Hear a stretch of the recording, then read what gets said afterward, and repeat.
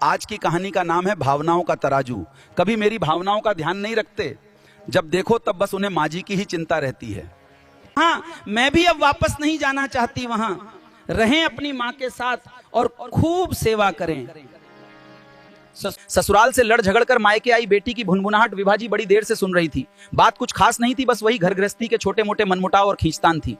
जब बेटी अपनी सारी भड़ास निकालकर चुप हुई, तब विभाजी ने मुस्कुराते हुए एक सवाल पूछा, हम जब सब्जी लेने जाते हैं तो जितनी सब्जी चाहिए उसके लिए क्या करते हैं? उनके इस अजीब सवाल पर बेटी अचकचा गई और बोली, तराजू में तुलवाते हैं और क्या?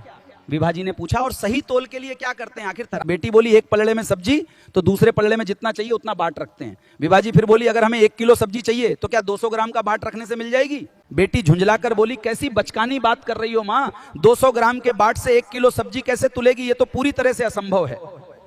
जी गंभीर होकर बोली, तो फिर बेटी, सम्मान और प्यार के 100 ग्राम बाट रखकर तुम किलो भर की आशा कैसे कर सकती हो? ये जीवन का सबसे कठिन सत्य है।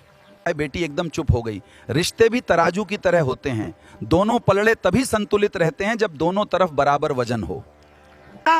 तुम सास को सम्मान और मां जैसा प्रेम नहीं देती, पति का सहयोग नहीं करती और चाहती हो कि घर में सब तुम्हें पलकों पर बिठाएं, तो ऐसा कैसे होगा? जितना प्रेम और सम्मान तुम ससुराल वालों से चाहती हो, उतना ही प्रेम और सम्मान तुम्हें उन्हें देना भी पड़ेगा।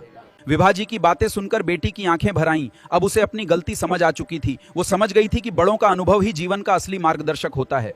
उसने महसूस किया कि रिश्तों में केवल पाने की उम्मीद नहीं, बल्कि देने का भाव भी जरूरी होता है। जीवन के हर मोड़ पर हमें यह याद रखना चाहिए। शिक्षा है कि रिश्ते लेने से नहीं, देने से बनते हैं। अपेक्षा का वजन व्यवहार से तय होता है, तुलना नहीं, संतुलन जरूरी है। अहंकार रिश्तों को कमजोर करता है। सदैव प्रसन्न रहिए, जो प्राप्त है पर्याप्त है, जिसका मन मस्त है पाथार उसके पास समस्त है।